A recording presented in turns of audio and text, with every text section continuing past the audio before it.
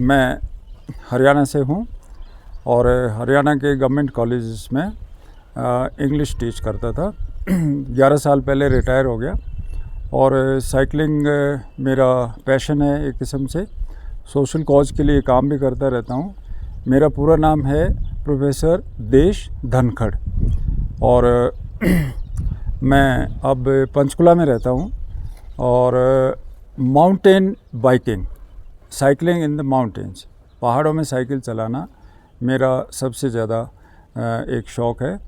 और क्योंकि social cause के लिए मैं काम करता रहता हूँ और टीस भी रहती है कि ये जो देश है ये सब कुछ इसमें ठीक चलना चाहिए, तो लद्दाख में जो ये मूवमेंट चला 6th शेड्यूल के लिए और स्टेट असेंबली के लिए, तो इससे बहुत ज़्यादा काफ़ी नेशनल इंटरनेशनल पे लोग जो है ना बहुत ज़्यादा प्रभावित हुए। हम भी बहुत ज़्यादा इसका हमारे ऊपर प्रभाव पड़ा, इम्पैक्ट पड़ा। और जब इतनी माइनस में जब टेम्परेचर होता था 20-20 डिग्री, 13-13 डिग्री, और आप लोग led by mister Sonam Wangchuk, तो इतने सारे लोग फास्ट करते थे और सोनम वांगचुक जी ने तो कमाल ही कर दिया। तो हमें बहुत ज़्यादा चिंता होती थी कि इनको कुछ हो ना जाए, और ये भी होता था कि गवर्नमेंट जो है वो इतनी अंधी क्यों है और इतनी बहरी क्यों है, इनको क्यों नहीं दिख रहा सब कुछ, और इनकी जो डिमांड है वो कोई पैसा तो मांग नहीं रहे हैं ये, और अपनी कल्चर को, अपनी ज़मीन को, अपने रिसोर्सेज को और अपनी संस्कृति को ये बचाने के लिए ये डिमांड कर रहे हैं। और ये एक प्रजातांत्रिक देश है, तो किसी भी जो लोकल हैं, चाहे वो ट्राइबल एरियाज़ हैं, चाहे कुछ भी है, तो प्रजातंत्र जो है वो बिल्कुल नीचे 0 लेवल तक होना चाहिए। तो मैं ये सोचता हूँ कि 6th शेड्यूल में जब तक लद्दाख को नहीं रखा जाएगा तब तक ये सब खतरे में है। और मैं साइकिल चलाने के लिए ये मेरा तीसरा राउंड है यहाँ पे।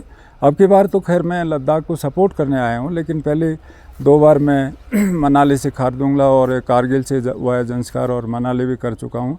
तो ये बहुत ही खूबसूरत एक क्षेत्र है, और ये जो पहाड़ियाँ हैं और यहाँ की जो इकोलॉजी है, पर्यावरण है, या सब कुछ जो तंत्र है वो बहुत ही फ्रेजाइल है, बहुत ही नाजुक है।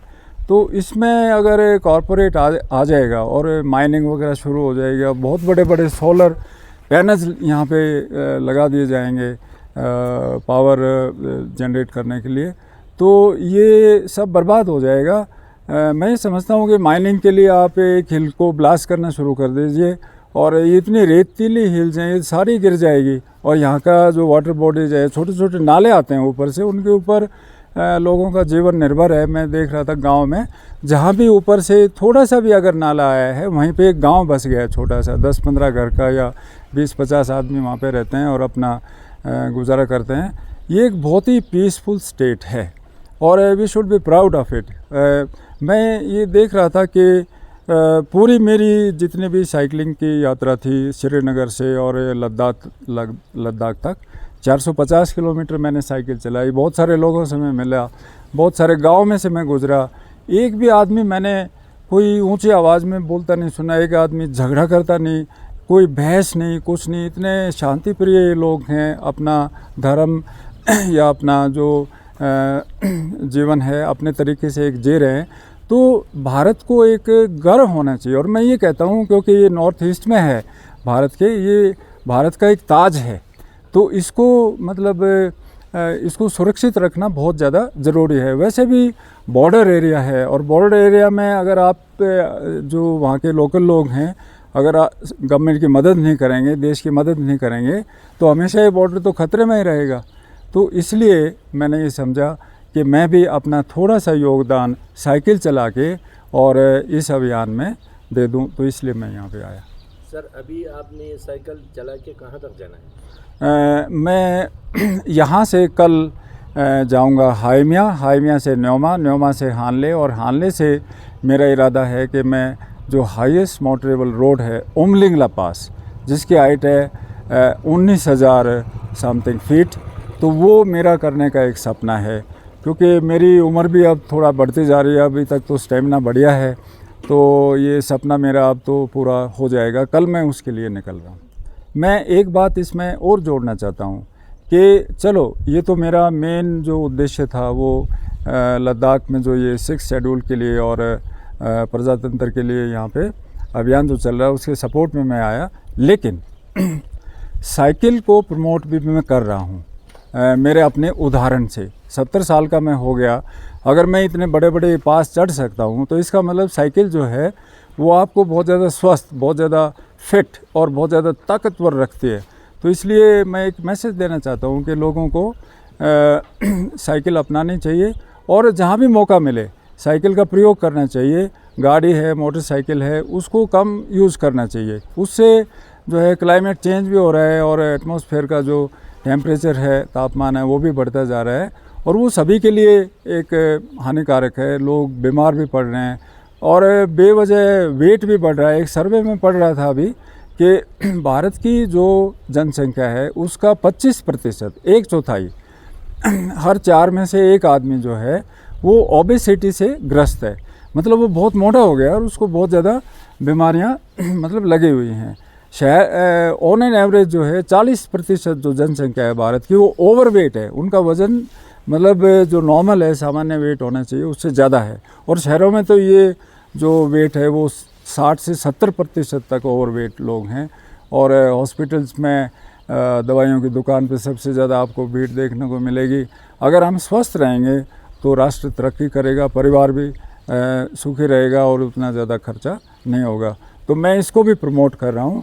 इसमें थोड़ा मेरा सेल्फिश भी एक उद्देश्य है, स्वार्थ, कि मैं खुद की अपनी फिटनेस को भी बनाए रखूँ ताकि मैं ज़्यादा से ज़्यादा समाज के लिए और लंबे समय तक काम कर पाऊँ। सर, अभी लद्दाख में आजकल बहुत सारे टूरिस्ट आते हैं। हाँ जी। तो उनको अब क्या मैसेज देना चाहेंगे? मैं उनको इकोलॉजी बहुत, हाँ जी, मैं उनको ये मैसेज देना चाहूँगा। देखिए, टूरिज़्म जो है वो लद्दाख के लिए एक लाइफ लाइन है, वो होना चाहिए। लेकिन जो टूरिस्ट हैं वो बहुत ज़्यादा नासमझ और बिल्कुल बेपरवाह हैं। कोई मैंने 450 किलोमीटर जो किया और 2 साल पहले खारदुंगला तक मैं गया, एक भी जगह 1 इंच ऐसी जगह नहीं है जहाँ पर प्लास्टिक का गार्बेज, प्लास्टिक का कूड़ा न फेंक रखा हो। तो एक तो ये न फेंकें, आप बेशक अपना सामान लेके आएँ लेकिन उसको वापस लेके जाएं और कहीं डस्टबिन वगैरह में आप डालें। दूसरा ये है कि यहाँ पे बहुत सारे मोटरसाइकिलिस्ट आते हैं और होर्ड्स ऑफ मोटरसाइकिलिस्ट, उससे शोर भी। और मैं आपको बता दूं कि एक गाड़ी जो है जितना मान लो 150 ग्राम 1 किलोमीटर में कार्बन छोड़ती है तो उतना ही उसके बराबर ही मोटरसाइकिल भी छोड़ती है। तो एक आदमी जो है वो 100 उतना ही कार्बन छोड़ रहा है जितना कि 5 आदमी गाड़ी में बैठ के। तो इसलिए शेयर करके गाड़ी, या कोई आजकल तो इलेक्ट्रिक कार्स भी आ गए हैं, तो प्लीज़ इलेक्ट्रिक कार्स यहाँ पे लेके आइए या पब्लिक ट्रांसपोर्ट का आप प्रयोग करिए। तो बहुत ज़्यादा पोल्यूशन, क्योंकि ये अगर यहाँ हीटअप हो गया, अगर तापमान बढ़ गया एयर का, तो ये तो थोड़ी थोड़ी बर्फ़ रहती है यहाँ पे। ये तो कोल्ड डेजर्ट है, जितना पानी का स्रोत है ये तो सब प्यासे मर जाएंगे यहाँ पे और सब उजड़ जाएगा। तो जिस सुंदरता के लिए, जिस शांति के लिए और जिस ठंड के लिए आप आते हैं वो आपको मिलेगी नहीं थोड़े दिन में। तो ये मेरा मैसेज है कि रिस्पॉन्सिबल टूरिज़्म होना चाहिए, समझदारी से कहीं कूड़ा करकट ना फेंकें और पब्लिक ट्रांसपोर्ट का आप ज़्यादा यूज़ करिए। आप हवाई जहाज़ से आ जाइए, फिर यहाँ जो गाड़ियाँ हैं वो आप यूज़ कर लें। और एडमिनिस्ट्रेशन को भी चाहिए कि वो थोड़ा सा जो इको फ्रेंडली जो व्हीकल्स हैं उनको प्रमोट करें।